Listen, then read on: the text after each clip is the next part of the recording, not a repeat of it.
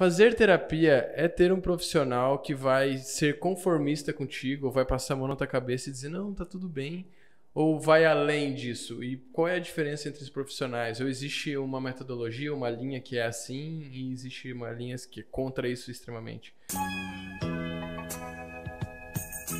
Boa noite, mais um PowerCast. Também pode. Não quero.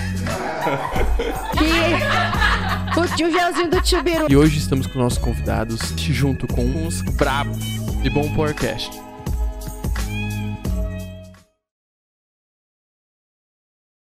Bom dia, boa tarde, boa noite. Estamos aqui na Curadoria Digital em mais um PowerCast. Com uma convidada muito especial que já mora no meu coração, já passou pela minha vida e eu acho que marcou a vida de muitas pessoas. Poderia te apresentar, dizer a tua profissão e começar contando sobre a tua história um pouquinho? Posso? Bom, meu nome é Fabiana. Eu sou psicóloga, eu sou formada há 22 anos. Uhum. Eu tenho uma trajetória de alguns bons anos em formação e para trabalhar com serviço público e saúde coletiva e trabalho efetivo nessa área. E nos últimos 12, 13 anos, talvez até um pouco mais, eu me direcionei para a clínica privada e tenho feito isso desde então. Como foi essa paixão de que tu te direcionou pros cargos públicos e acabou indo para privada? Privada, né? Desculpa. Mais ou menos isso. Como foi esse direcionamento? Tu já estava trabalhando na área pública e percebeu, não, isso aqui não é para mim, eu preciso de outra coisa? Ou tu começou a fazer os dois ao mesmo tempo e te apaixonou pela outra? Como foi essa transição de carreira? Que foi uma transição de carreira. Foi uma transição de carreira. Eu vou fazer uma brincadeira com a privada, porque eu acho que para quem é muito idealista e quer mudar o mundo e sai da faculdade querendo fazer isso, há 20 e poucos anos atrás a gente fazia isso, hoje eu acho que não é tão assim. Tá cada vez mudar o mundo. A gente pensar que a gente ia fazer clínica privada era quase assim um crime, sabe? Era uma coisa assim, ai meu Deus, que violência ideologicamente. comigo. Ideologicamente falando, exatamente, né? Então eu até ri porque eu achei que, sim, é verdade. Eu tive que vencer alguns preconceitos meus, assim. Inclusive fazendo terapia, né? Inclusive vendo que não fazia diferença, eu tô cuidando de pessoas, né? Sim. Talvez não tivesse sido a minha primeira opção lá. Eu acho que se as coisas públicas não fossem da forma como tem sido e tem, infelizmente, ficado mais complicados, assim, para os profissionais, talvez eu não tivesse tido essa opção de sair, né? Foi muito uma opção assim, não, eu quero viver mais, eu quero pagar minhas contas, e principalmente em busca de recompensas, de reforçadores que não eram necessariamente dinheiro, né? Porque chega um determinado tempo que eu fazendo clínica, e eu sempre gostei muito daquela interface com a psiquiatria. Então, eu tinha uma formação boa para trabalhar com aquilo. Só que eu gostaria da continuidade. E quando tu tá no serviço público, tu não vai ter uma pessoa ali por muito tempo podendo se desenvolver. Aquilo vai meio a toque de caixa. Isso foi uma coisa legal, eu sempre atendi muito. Tu sempre tem muita fila de espera, tu sempre tem muita coisa para fazer. Legal. E se tu entende como é que a saúde... Sempre agenda cheia. Isso, sim, sempre agenda cheia. E se tu entende como é que saúde coletiva funciona, tu não vai ficar segurando uma pessoa, sendo que tem uma fila de espera enorme com situações que são prioritárias, assim, né? Então, o negócio legal seria tu conseguir fazer uma avaliação epidemiológica das questões de saúde mental, por exemplo, num determinado município que tu tá, e tentar abarcar aquelas situações, fazer aquilo fluir, fazer aquilo rodar. Então, tu tenta fazer isso, né? Mas em geral não tem muito profissional, então é difícil. Só que também para a carreira do profissional, depois de uns anos, se foi isso que eu pelo menos senti, me faltava... eu queria ver mais, eu queria ter mais condições de trabalhar com... de ver as pessoas se desenvolverem. Sim. E aí foi a Se transição. aprofundar mais em cada um. Exatamente. E nessa transição eu fui diminuindo, fui indo para clínica particular e aí daí foi tirando tempo, porque daí eu ganhava um pouco melhor, eu fui tirando esse tempo para fazer formações, que são formações que foram divisores de águas para mim. Quais são as formações que tu fez para fazer essa transição?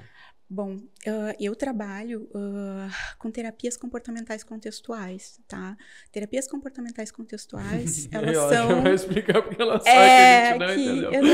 Isso. Adorei. Isso. Elas são a terceira onda das terapias cognitivas. Essas são as nomenclaturas que se dão, assim. Qual é a tua pergunta mesmo? Porque senão eu vou cair na explicação. Cai na explicação mesmo. Pode explicar pra gente. É que a gente queria mesmo que saber. é Essa é a pergunta. Tá. Bom, essas terapias, elas vão focar muito a relação com as pessoas, tá? Elas são inúmeras pequenas, entre aspas, pequenas linhas, mas elas são várias linhas que têm um mesmo norte, que é fazer análise funcional dos casos, ou seja, a gente está sempre em busca da função das classes de comportamentos, né? Como as pessoas, quando elas trazem um problema, claro, a gente vai avaliar se aquele realmente é o problema, porque às vezes tem outros aí. Nossa, eu odeio minha mãe. Chega lá, não tem nada a ver com o tamanho. É uma possibilidade. Tô zoando, mas deve ter coisas assim. Mas é uma possibilidade. E aí, para trabalhar com isso, a gente vai buscar exatamente entender isso que a pessoa está trazendo dentro da rotina da pessoa. A gente vai cuidar muito da questão da linguagem, porque na prática, o que uma pessoa traz para a terapia é o relato, né? Ela também está se comportando na nossa frente, ela está expressando emoções, né? Ela tem gestos, a forma como ela se comunica, a gente está vendo, a gente pode intervir sobre aquilo. Entendi. Mas... é uma análise quase que física e sentimental ao mesmo tempo, enquanto ela narra o que está acontecendo. Isso. É assim que vocês observam. Isso. Essa é uma grande diferença entre a gente analisar praticamente o conteúdo, né? Então, a pessoa foi lá, me trouxe um conteúdo, né? E acho que há anos atrás, assim, né? Há tempos, a psicoterapia tinha essa coisa, né? De dar regras. Por isso que anotava regras. Tanto, tipo assim, mas ele falou de tal jeito, tal coisa, de tal palavra. Não vem um pouco disso? Olha, eu vou te dizer que anotar ainda é muito uma coisa de alguns terapeutas, assim. Eu acho que é muito complicado. Eu não anoto, né? Eu anoto depois, na verdade. Às vezes, quando eu consulto, quando alguém da mesma área consulta comigo, a pessoa fica, tu não anota. Não, anoto depois, né? Para não perder o foco do que está acontecendo. Para não perder o foco, e principalmente a relação. A relação tem muito a ver com o olho, com o gesto, né? Com sinais pequenos da linguagem. Então, anotar me atrapalha completamente. Não tem como. Porque tu tem que estar conferindo a emoção que a pessoa está expressando com os gestos. Imagina se eu baixar o olho, assim, para anotar, né? Já passou. É verdade. Isso é uma coisa muito legal do atendimento online. O atendimento online veio, tipo, Sim. Uma onda, não tem como segurar. Não, uma onda e um negócio assim, caiu na tua cabeça de uma semana para outra. Tipo assim, olha, fechou e agora tu tem uma agenda na semana que vem. O que tu vai fazer? Boa sorte. Jogos. Então, assim, na primeira semana eu suava. Eu não sou de rede social, eu sou né, uma pessoa bem das antigas. E aí, de uma hora para outra, eu tinha que me ver atendendo. Só que foi muito legal. Porque em que outra situação eu ia ter uma câmera, né? Eu ia ter o rosto a fisionomia que eu tô fazendo para o cliente. Né? E ele também tá se vendo. Então, quando eu olho para alguém e digo, teu olho brilha quando tu fala isso, ele tá vendo. Não tem dúvida. Realmente tá diferente. Que legal. Isso é muito legal. É aquele amazing. Exatamente. É o verdadeiro análise que vem para bem, assim. Mas olha só, podia ser bom esse negócio. Sim. E aí tu também ganhou outras coisas, né? Porque agora tu perdeu fronteira. Sim. Isso é muito legal. Porque eu imagino que deve ter pessoas que, pelos ciclos da vida, elas vão se aproximar da região, então tu vai poder atender elas, e alguns ciclos elas vão se afastar e elas vão ter que te deixar. E isso é uma coisa que agora, quem sabe, não seja uma verdade mais. Já não é, porque é muito interessante, assim, eu estou atendendo uma pessoa, essa pessoa está trabalhando numa empresa que tem um contato com uma empresa em outro lugar. Eu gosto da minha terapeuta. E aí vai se espalhando. Que legal. Isso é excelente mesmo. E aí as pessoas que foram para outros países e, né, no E aí meio... precisa, porque ir pro... é um perrengue. Às vezes pode ser um perrengue, assim. Exceto algumas exceções que eu digo, cara, tu tem que mergulhar nessa cultura aí. Então, nós vamos trocar de terapeuta agora. Né? Boa sorte, vai ser em inglês agora. Mas exceto algumas situações assim, às vezes, né? Não, é muito legal ter alguém que já te conhece no perrengue que tu tá passando lá. Sim. E próximo, né? É isso que é a relação que é construída. A relação que é construída, exatamente. Mas então, tipo, eu acredito, eu tava falando agora pra te ver, o cara é vereador, né? Dono de mercado. E acha que a gente evoluiu a tecnologia em 5 anos. Ele tem essa percepção. Imagina pra ti que mudou todo o teu trabalho. Então, a evolução que a gente foi forçado a ter, mesmo com muita dor, isso é uma coisa que a gente poderia viver no teu negócio, por exemplo, em 5 anos, e agora é uma realidade total. Que mudança. E sem deslocamento. Sem deslocamento, sim, que facilita muito, facilita a minha vida pessoal, né? Facilita pra todo mundo, facilita pras pessoas, né? Tu quer mesmo ir pro consultório? Não, a gente... Conversa por aqui. Muita gente teve preconceito no começo. Né? E aí, por uma eventualidade, às vezes a pessoa não podia se deslocar e eu dizia, tá, vamos fazer online. Vamos fazer online? E a pessoa ficou no online. Não tá se sentindo bem, não tem problema. Tem situações e situações, né? Tem situações em que eu preciso conectar muito, né? Por exemplo, alguém que tem, sei lá, primeiras sessões é legal, né? Mas já tem algumas pessoas que começaram online direto, eu nunca vi as pessoas. Né? É louco também. Eu te falo que, claro que é totalmente diferente, mas exige um nível de confiança também nosso trabalho aqui na curadoria. E eu prefiro que as primeiras a gente veja fisicamente, se converse pelo menos as primeiras. Depois, tu confiar de olho fechado, quiser rodar, como tem projetos que rodam aqui, que o cara simplesmente confia, legal, mas pelo menos eu entendi o que tu quer, o que tu precisa e como tu pensa no teu negócio, principalmente. Isso pra mim, os primeiros contatos fazem uma falta, assim. Não sei se ele é informal a esse ponto. Porque as empresas são extensões dos proprietários. Eu continuo pregando isso. Se tu tem uma multinacional, uma empresa grande pra caramba, começa a ter essa dissociação. Mas até o médio porte é a cara do proprietário. Então, se o proprietário é muito organizado, a empresa vai ser muito organizada. E assim a gente vai. Então, eu entender como ele vê a própria empresa, às vezes se eu pego o gestor daquela empresa e converso com ele, ele vai ter uma visão. Pode ser uma visão boa, mas ainda não é a do proprietário. Então, geralmente dá problema. Então, eu gosto de conhecer o proprietário mesmo, porque eu sei que eu vou estar ligado diretamente ao que ele precisa, sabe? Então, mas por isso que esse primeiro encontro, esse presencial, gerar esse vínculo, fui com a tua cara, que legal, vamos fazer um projeto juntos. Ainda me faz falta, assim. Tem clientes que a gente foi 100% online. Antes de começar a pandemia, a gente teve clientes na Austrália, em Miami, então acabou que era tudo online, então a gente já estava meio que acostumado. Mas hoje, na curadoria, de cada 3 reuniões, 2 são online. Então, mais de 2/3 já é online. Mudou o nosso negócio para sempre. Se fosse antigamente, não, que tu vem aqui, mas é lá em Passo Fundo. Vai vir aqui. A primeira reunião... A gente aceitou esse negócio meio goela abaixo, mas foi, né? Muito gostoso agora, né? Foi goela abaixo, mas mudou, acho que muitas e muitas profissões. E agora me diz aí, e os efeitos dessa galera estar em casa e trabalhar de casa e tudo?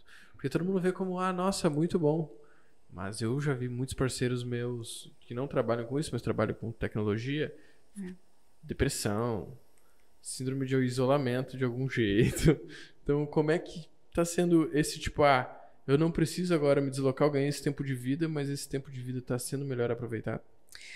Assim, se a gente pensar tanto o trabalho, quanto o deslocamento, quanto a escola, são espaços em que a gente vai encontrar com pessoas e a gente vai ter acesso a muitos, falando numa linguagem mais terapêutica, reforçadores. São as coisas que nos deixam bem, né? Então, assim, eu encontrar o meu colega de trabalho e a pessoa me receber bem e a gente trocar uma ideia e faço parte desse mundo. Isso é extremamente recompensador. Eu conecto com uma coisa minha que é de espécie, que é fazer parte desse grupo. É o bando. É o bando, exatamente. E aí, quando a gente é privado disso de uma hora para outra e a gente não necessariamente tem isso, né, de outras formas, fica muito complicado. Na minha casa, a gente já tinha tido a experiência de trabalho online, né, com meu esposo. Isso requer uma série de coisas, né, porque não dá para a pessoa estar trabalhando online e estar na família ao mesmo tempo, né? Ele teve que aprender a fechar a porta e tu não sai daí. Tu fica aí, depois que tu terminar de trabalhar, tu esteja disponível, mas agora tu tá disponível lá. Então, a gente teve que organizar isso, né? Isso eu acho que mais dói nas pessoas. É porque o que acontece? Tu tá trabalhando em casa e a pessoa acha que tu tá em casa e tu tá disponível. Não, tu não tá. E Tu isso tá trabalhando. a maior loucura aí, virou uma bagunça. Todo mundo sofre, a família, porque acha que deve ganhar atenção e não ganha atenção, a pessoa que não consegue trabalhar direito porque tem que dar atenção, mesmo não podendo dar atenção. E não foi nem estipulado, tipo assim, ó, não é uma regra escrita, mas vamos concordar aqui que isso é bom. Isso é uma coisa que você tá falando que vai trabalhar em casa e ninguém fala sobre isso. Isso, sim, a gente foi, tipo, ninguém foi preparado para isso, Ninguém! né? Se eu tivesse dado esse conselho pra entendeu? E outra coisa muito maluca, assim, é que se a gente for pensar nas nossas coisas de espécie, né, numa das nossas necessidades básicas, que é conexão, né, se a gente não tem conexão, a gente fica alienado, a gente é abandonado. Como é que tu faz com uma criança que tu tá, mas não tá? Nossa. Tu tá disponível, mas tu não tá disponível. Mas tá ali. Não, mas não tá. Tu não tá disponível, né? Então, lá em casa a gente administrou esse negócio com uma agenda praticamente militar, assim, a gente vai trocando, né, os horários e passa a criança, né, e vai passando para cada um, porque senão, né, a gente não queria gerar esse tipo de coisa. Sim. Esse esquema... Agora eu imaginei revezamento de filho. É revezamento de filho, exatamente, é revezamento de filho, né? Para quem acha que, nossa, que legal, ó, tu tá online, eu tenho que ir pro trabalho e não tenho a escola para deixar meu filho, né? Não tinha, né? A gente passou por um tempo isso. Não é tão simples assim, porque eu não posso deixar uma criança abandonada dentro de casa. Sim. Né? Se criando sozinha. Se criando sozinha. E isso é um problema que já se via, às vezes, nos consultórios. Eu não atendo criança, especificamente, só adolescentes em diante. Mas não mais, né? Mas se via, né, muito com pais, às vezes de uma classe socioeconômica lá em cima, que tinham essa possibilidade e que as crianças estavam e estão ainda completamente soltas. Completamente, tu tem uma mesada e gasta a tua mesada e dane-se. Faz o que quiser, do jeito que Faz o que quiser. E isso mexe muita coisa, né? Mexe. Fica a dica. E às vezes, me fala um pouco sobre a presença das pessoas, assim, tipo, existem vários mitos, isso é falta de mãe, isso é falta de pai, tem alguma relação mesmo, ou algumas síndromes que, tipo, o que eu vejo, eu tenho 27, mas eu tô trabalhando com a galera de 22, 20, e é outra geração já. Incrível, né? Como é loucura, é loucura. Tudo muda tão rápido que... E eu também não tive uma criação muito convencional, então não ajuda muito. Então... Eu vejo, assim, que era muito... A gente tinha esse lance de explorar e fazer por si mesmo. Isso é desde muito pequeno lá em casa. Eu vejo que essa geração não. Essa geração já veio acompanhada. Pelos pais, pelos avós, a todo momento, todo tempo eu estou contigo. E isso gerou outros problemas. E como tu vê esse acompanhamento demais? De, tipo, tu não tá preparado para o mercado de trabalho ainda. Tu não tá preparado para o mercado de trabalho ainda. Não, eu te ajudo a escolher onde tu vai trabalhar e tu fica perto de mim, fica perto de casa e eu te ajudo nas coisas. Como isso tá interferindo nesses novos jovens que estão chegando a ti? Eu acho que tem uma diferença entre um acompanhamento com a função do desenvolvimento do outro, né? Porque as coisas elas estão mais difíceis, cada vez mais difíceis de serem alcançadas, né? Um salário inicial ele já não dá conta de tanta coisa. De mais nada. Né? Então, assim, eu não vejo nenhum problema em pais e mães que estão tentando entender, né? Ou essas famílias que estão tentando entender e acompanhar o desenvolvimento daquele ser humano que, né, antes, né, sei lá, tinha 16, 17, hoje vai ter 20 e poucos, e daqui a pouco 30 e poucos, e ainda vai estar ali, né, se tiver um apoio nesse crescimento legal. Sim. Né? Isso é uma coisa. Outra coisa é o controle direcionado às necessidades e, vou dizer vontades, assim, né, do que os pais querem daquele ser humano. Porque isso aí é uma baita né, é uma baita forma de querer fazer do outro aquilo que tu quer pra ti. Sim, Aquilo se realizar através dos outros. Exatamente, moldar o outro. Então, acho que tem diferenças aí. Então, apoio nunca é demais, não é... Se sufocar, o outro vai dizer, o filho vai dizer, olha, Deus, tá, eu faço, e tu vai respeitar, né? Sim. Isso é uma coisa. A outra coisa é, não, mas tu tem que ser assim, ou tu precisa ser assim. Tem que é uma coisa horrível. Né? Tem que é uma coisa medonha. Tá, entendi. Deixa eu te fazer uma pergunta. É que isso, eu tenho certeza que não começou hoje. E isso não vai terminar amanhã também. Então, mas é que as pessoas são inseguras, certo? Tem alguma forma principalmente pessoas inseguras acarretam em vários problemas, até na carreira, no trabalho, no relacionamento, etc. Acaba complicando toda a vida. Você tem algumas dicas para, tipo assim, momentos para dar um basta, ou como dar um basta em alguma situação, ou uma coisa que a pessoa que geralmente ela consiga desenvolver como uma ferramenta, quem é muito tímido, porque acontece, a gente vê isso desde no trabalho, se tu é muito tímido, tu acaba não ganhando tanto quanto o outro que é mais desinibido. Ou tu é inseguro, tu acaba não dando o teu melhor, porque tu já sabe que tu vai fracassar antes, então tu acaba não fazendo o teu melhor sempre. Tu tem alguma visão sobre isso, ou uma dica que tu daria para isso? Porque, quem tu falou, através desse acompanhamento, que os pais estão muito mais próximos, pela minha percepção, as pessoas estão mais inseguras.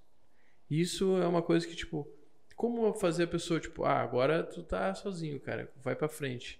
Eu sei que antigamente existia aquela brincadeirinha, tá chegando nos 30, hein, vai ter que sair de casa. Então, meio que era uma preparação psicológica, tipo, preciso me mover pra acontecer alguma coisa que agora eu tô sozinho. Como seria isso? Claro que antigamente tinha alguns problemas. Eu tinha 15 anos, o pai falava, então na hora de sair de casa. Agora se fala isso brincando com os 30. Mas como tirar essa insegurança para as pessoas poderem dar o próximo passo? Marcelo, eu vou pegar essa tua pergunta para a gente pensar em termos bem comportamentais, tá? Pensar mais ou menos como é que a gente estrutura um caso e por que eu gosto tanto de a gente pensar nessas, a partir ou com apoio nessas terapias que a gente chama de comportamentais contextuais. Sim. Ou essas de terceira onda, tá? Então vamos pensar o seguinte, segurança é uma necessidade muito básica do ser humano. Sim. Né? Para eu me desenvolver eu preciso me sentir seguro. Quando a gente nasce, a gente vai ter no olhar do outro e no apoio, no cuidado, esse fornecimento de um ambiente seguro. Sim. Né? Eu, por exemplo, eu enquanto espécie, né? nós enquanto espécie, a gente super reage a gritos. Sim. Né? A barulhos, a sons muito altos. Né? Então, vamos pensar que se alguém vem de um ambiente em que tem muito grito, em que o ambiente não é muito seguro, em que tem muita crítica, né? Eu não vou me tornar a pessoa mais segura do mundo. Ou em que eu não experimentei coisas, né? E eu fui experimentando aos poucos até ver que elas podiam dar certo. Entendi. Né? Tem uma criança pequena e qual é a nossa preocupação enquanto pais? A gente quer que essa criança experimente e tenha sucesso nessas pequenas coisas. Seja em caminhar em cima de um muro e ver que ela consegue pular, seja em tirar o colete de natação e conseguir nadar sozinha, seja em subir em alguma coisa e dar conta que consegue, seja em conseguir falar para os amigos e ver que ela é escutada.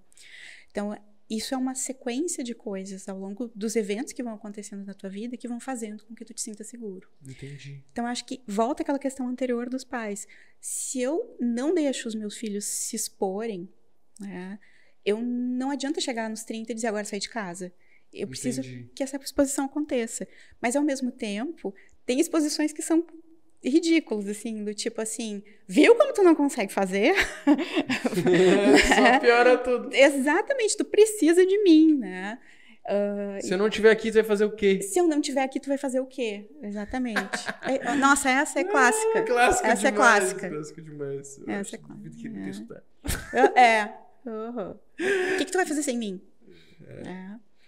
E aí a gente vai, ao longo do tempo, condicionando, né? Uma sensação, porque não é só uma ideia, não é só uma cognição, né? de que eu não funciono tão bem sozinho. Sim. Né? Então, o legal é a gente poder relacionar essas coisas no tempo e na nossa história de condicionamentos. Porque a gente tira esse rótulo de você é uma pessoa insegura, você não tem vontade de agir, que são coisas que a gente não tem acesso. Né? Sim. Se eu pensar que fulano não faz porque ele não tem vontade, qual é o acesso que eu tenho à vontade da pessoa? Cadê a vontade? Eu tenho que abrir a pessoa e onde é que está a vontade, né? Então, mas quando nós olhamos para a relação das pessoas com o ambiente delas, elas começam a...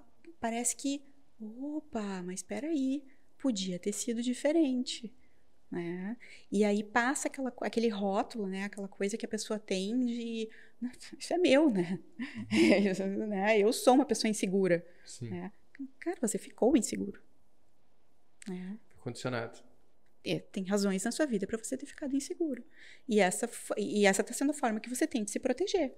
Tá dando certo. Né? Acontece que o ambiente na vida não vai ser só aquele ambiente que você sempre viveu. Né? E daí esse jeito de funcionar passa a ser disfuncional, inadequado. Não funciona. Né? Quando tu sai daquele ambiente ali, vai pro trabalho, que já é outro ambiente. E aí que tá o conflito. Porque eu não fui sei treinado a viver em outro ambiente. Eu não sei lidar com outro ambiente. É isso que os pais poderiam fazer.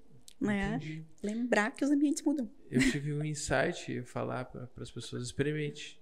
Quer reforçar coisas positivas e segurança? Experimente coisas. Menos drogas, mas experimente coisas. E experimenta aos poucos, né? Não precisa sair, né? Viver o mundo, agora eu vou viver tudo de uma vez. Isso, exatamente. Os 20 e poucos adoram essa frase. Agora eu vou viver. Que seria uma outra estratégia. Ao invés de eu ficar ali quieto sem tentar, seria o hipercompensador, assim. Então agora eu vou tentar tudo que é coisa. Calma, cara. Vai para aquilo que tu tem competência. Descobre a tua competência. Afinidade. Né? Mas vai tentando. Cada dia vai um pouquinho mais. Experiência. Legal. Boa dica. Insights aí, pais também. Deixe seus filhos ir caminhando aos pouquinhos. Por favor. Preparando eles para a caminhada. Porque, no final das contas, por mais que a gente precisa estar preparado para lidar com os próprios pensamentos. Uma coisa que a gente tem aqui na curadoria também, que é o yoga. A gente tem que retornar às turmas. E basicamente é tu aprender a controlar os pensamentos, né? Tipo, eu passei por uma época que eu precisava de novo botar a cabeça no lugar, pensar e tal. E encontrei o yoga. Foi uma forma de cura muito interessante, assim.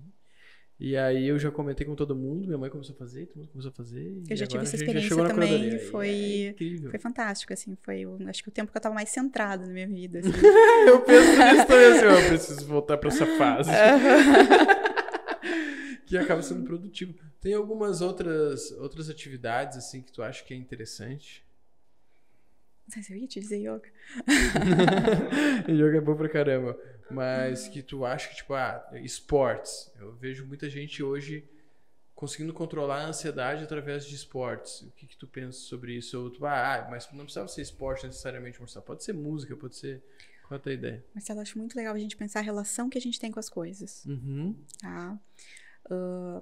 Yoga talvez te ajude a não estabelecer uma relação praticamente de dependência ou de desligamento ou compensatório, porque ela vai, principalmente se tu trabalha yoga com meditação, ela vai te colocar no contato com aquilo, a respiração te coloca sempre no presente, né? Sim.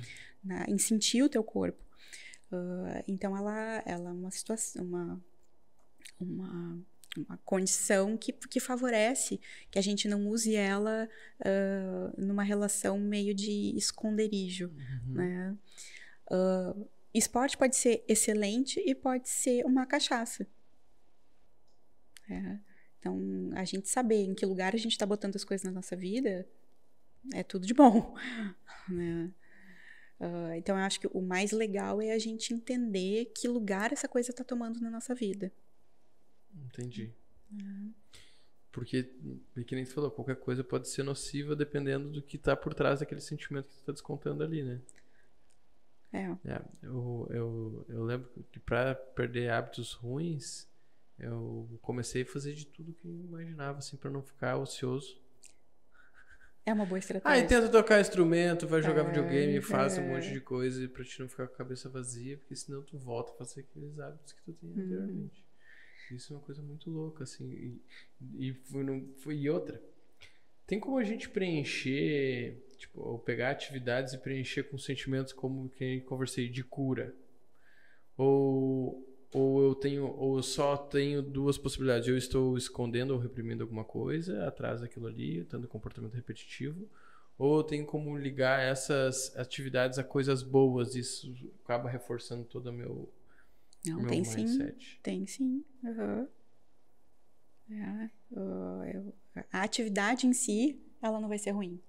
Sim. Né? O que é complicado é a forma como a gente vai fazer isso. Seja qualquer coisa, vou tentar dar uns exemplos, assim, né? Eu digo que uma das coisas que eu acho mais complicada... A gente está falando sobre pensamentos, fica meio... A gente vai divagando, assim, né? Uma das coisas que eu acho mais complicada de se trabalhar em terapia é compulsão por compra. Né? Por quê? Porque a compulsão por compra, ela tem tantas recompensas quando alguém entra numa... Primeiro que tu não pode deixar de comprar. Se tu deixar de comprar, porque alguém vai fazer compra pra ti. Como é que você vai viver? Né? Vai caçar, vai fazer... Né? Não dá. Não existe. Então, comprar é uma coisa necessária. É quase obrigado a comprar. Né? Se a gente pensa que álcool é um negócio liberado na sociedade, compra é um negócio mais complicado ainda, né? Porque... Você vai chegar aqui na frente estacionar, tem que comprar o ticket. Tem que comprar... Exatamente. Olha só que legal. Eu não vou ser tão recompensada em comprar o ticket porque é um totem, né? Às vezes eu vou conversar com uma pessoa. Agora, olha só o que é entrar numa loja, né? Tem uma certa relação de poder. Eu posso comprar, eu tô gastando, né? Então, olha só, as pessoas estão me tratando legal aqui. Estão me pedindo as coisas. Estão me oferecendo as coisas. Eu tô lá conversando com elas. E a gente é muito social, a gente precisa, né?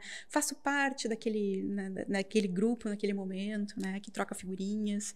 Né? Então, é uma série de recompensas que acontecem ali. Para tirar essas recompensas é muito complicado. E daí vem esse negócio do tentar de tudo que tu falaste, né? Porque... beleza, a gente tá entendendo que aquilo ali tá na vida da pessoa porque é super recompensador, né? Pode ter entrado ali por uma fuga de outras coisas, né? Isso vai de cada situação. Mas...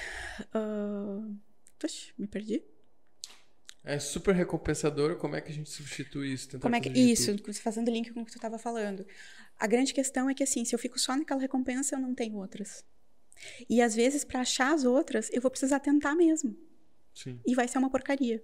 Às vezes, quando a gente tá nesse processo na terapia, eu sempre brinco assim, que eu posso te dizer o que é recompensador para mim, mas talvez para ti não seja. Seja completamente diferente. Seja completamente diferente. Tu vai precisar testar. E eu entendo se tu chegar aqui na semana que vem e disser que foi péssimo. Né? Vai ter que testar vários. Exatamente. E já super aconteceu, né? Recentemente estava trabalhando isso com uma pessoa, de tentar fazer uma mudança ambiental, e a pessoa chegou e disse assim, ficou horrível, mas a gente estava tão conectado, que eu disse, tá, me perdoa, a gente estava tentando, vamos fazer de outro jeito, então, né? Mas porque a mudança era necessária e, mais do que tudo, a pessoa não estava seguindo a regra de que ela tinha que mudar. Sim. A pessoa estava entendendo a necessidade da mudança, mudou de outro jeito, beleza. Né? Antes de fazer mais uma pergunta, tá super interessante o nosso papo aqui. Não deixe de se inscrever no nosso canal, dá o like nesse vídeo, confira os nossos patrocinadores que estão na descrição desse vídeo. Eu errei todas as vezes a palavra patrocinadores. Não desistam da gente, graças a vocês a gente está aqui. Também tem o logo animado dos nossos patrocinadores com o QR Code da página passando aqui do lado do canto do vídeo. A melhor chamada de patrocinadores. Obrigado a todo mundo que está acompanhando aqui o podcast.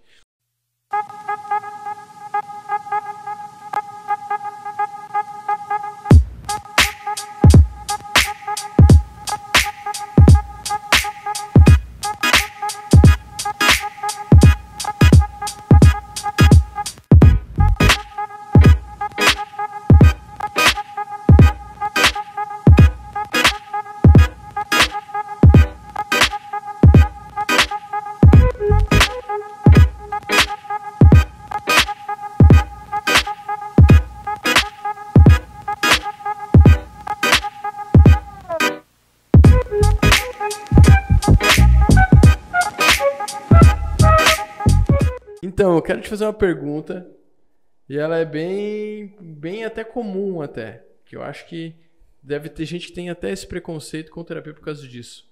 Que é o quê? Fazer terapia é ter um profissional que vai ser conformista contigo, ou vai passar a mão na tua cabeça e dizer, não, tá tudo bem, ou vai além disso? E qual é a diferença entre os profissionais? Ou existe uma metodologia, uma linha que é assim, e existe uma linha que é contra isso extremamente? Bom, eu acho que é muito complicado se tu tá num momento frágil da tua vida e tu vai procurar ajuda e essa pessoa olha pra ti e diz que tu tá fazendo tudo errado e ela é combativa e ela te... Você não vai voltar, né? Geralmente chegou ali porque tu chegou numa situação assim. Isso, ninguém... as pessoas não vão fazer turismo na terapia, Sim. né? A coisa tá complicada mesmo, assim. Então, assim, ter alguém que vai olhar pra ti e vai dizer, olha, isso não tá legal, né? A pessoa sabe, né? Vai ficar brava com a gente. Então, numa primeira postura, eu acho que uma primeira postura para muita coisa na vida, a gente vai acolher. E quem sou eu para criticar a dor do outro que eu não vivi? Mas é claro que, ao longo do tempo, nas análises que a gente vai fazendo, a gente vai começando a mostrar para a pessoa onde é que aquelas coisas vieram, de onde elas vieram e como é que elas principalmente ficaram na vida da pessoa, né? Muitas das coisas que podem estar relacionadas aos problemas que ela está trazendo, tá? Eu não vou fazer isso na primeira e na segunda sessão, né? Já fiz, já errei, tá? Isso é muito complicado, né? A gente não gosta de errar, né? A gente está trabalhando com a dor do outro, mas em geral a gente não faz isso, né? Em geral, no grande, é muito, a gente não faz isso, tá?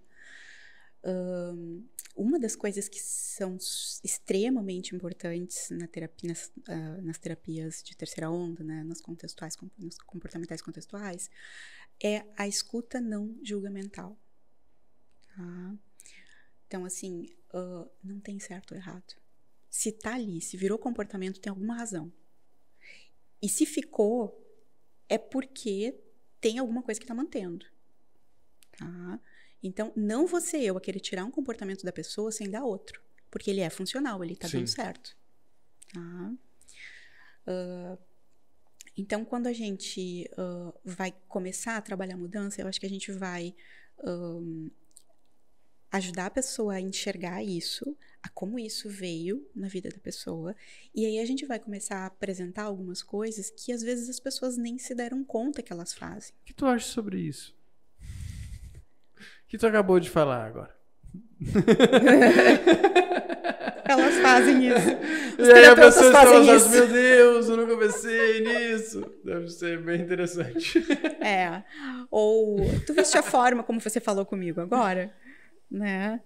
E a pessoa nunca tinha parado para pensar que às vezes tá todo mundo contra ela, mas ela falou comigo mordendo, sabe? E ela nunca tinha se dado conta daquilo, né? Então, isso é uma coisa que super acontece, né? Isso acontece muitas vezes. Então, é exatamente isso, assim, é ajudar... no primeiro momento, talvez a gente seja mais acolhedor, e aos poucos a gente vai começando a mostrar para essa pessoa algumas coisas que e se mostra de várias formas, às vezes uma forma muito, né, como tu me deste feedback agora, né, muito assim contingente, significa que exatamente nesse momento eu tô, né, fazendo essa virada, ou fazendo tu, né, ter um evento aqui, um estímulo que tá fazendo tu te dar conta, opa, para, o que é isso, né? Ou a gente... isso é melhor, em geral, eu acho que a terapia que mais funciona é quando a gente consegue fazer isso. Sim. E não, olha, você está fazendo tal coisa, tal coisa, tal coisa. Você deveria fazer tal coisa, tal coisa, tal coisa. Eu sei que eu deveria, só que não vou fazer. Exatamente, daí vira um conselho. Entendi, é cirúrgico. Sim, pode ser cirúrgico. Mas exatamente, é o momento certo, a pessoa tá tendo a noção...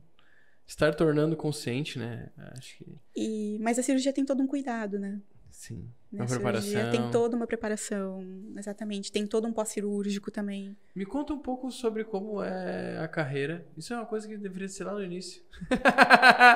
Mas como é a carreira quando tu não tá atendendo? Tu trabalha em casa uma parte do tempo agora, por causa que tu consegue fazer online. Tu tem alguém que assessora a tua agenda, tu tem alguém que responde as mensagens, tu tem clientes que mandam mensagens em fora de horário porque precisam de auxílio. Como funciona essa outra parte? A parte que se eu for lá ser atendido, eu vejo uma parte do trabalho, mas eu não vejo todo ele. Não foi sempre assim, tá? Então, eu já funcionei em clínica com secretária, né? Eu optei por trabalhar sozinha, né? E eu trabalho sozinha, não tem outro psicólogo por perto, mas tem uma espécie de rede, né, invisível com outros psicólogos e psiquiatras, né? Que a gente conheceu durante a faculdade, durante a vida, durante o congresso, durante Isso, assim e vai. principalmente aquelas pessoas para as quais a gente encaminhou numa necessidade e as pessoas te deram feedback e seguiram legal. cuidando legal. Pessoas do coração. Então tem uma rede meio, né, que a gente sabe ali com quem a gente conta. Então eu tenho, na prática, assim, eu trabalho em torno de 5, 6 horas de atendimento. 6 horas é demais para um psicólogo, porque tu tem atenção plena o tempo inteiro.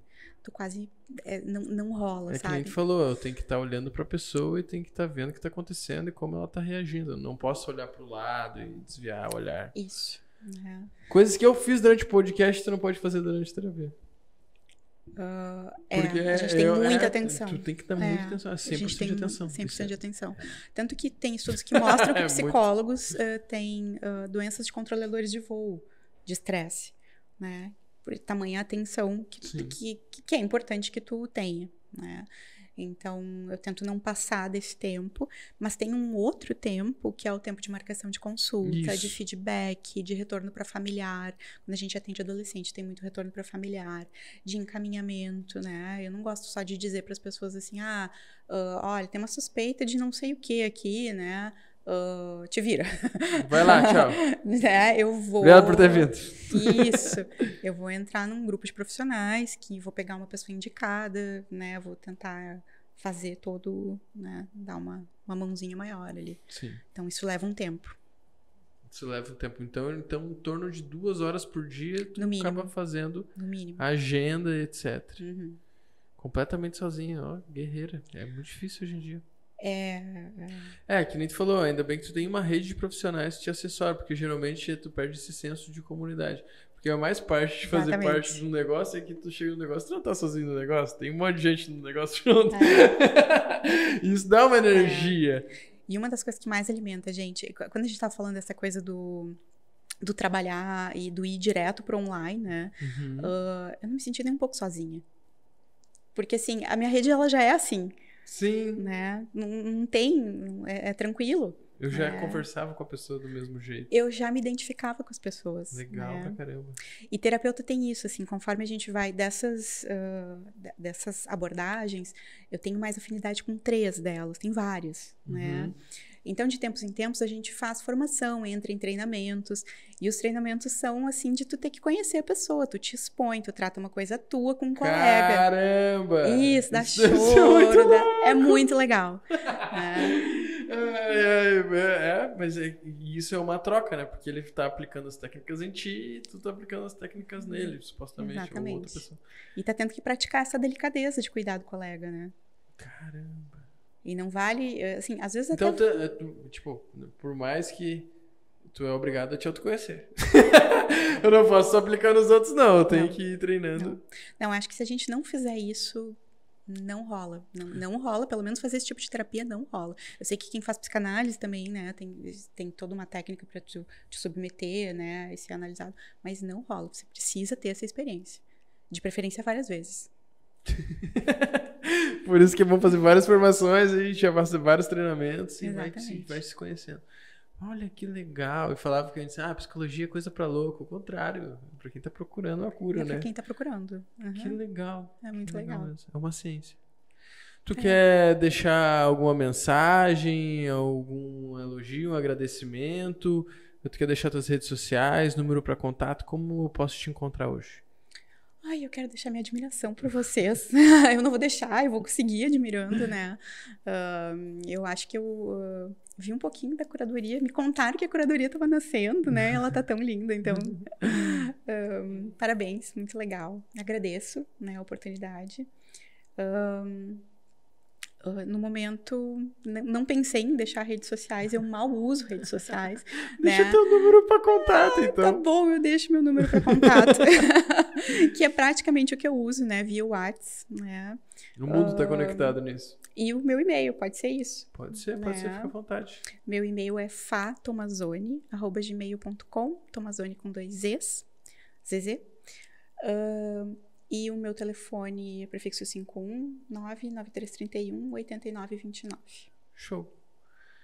Esse foi mais um PowerCast. Espero que tenha gostado do nosso programa. Não esquece de se inscrever no canal, deixar o like, conferir os patrocinadores. Olha, nenhuma vez hoje. Patrocinadores no cantinho da tela e também na descrição desse vídeo. Valeu, galera. Até a próxima.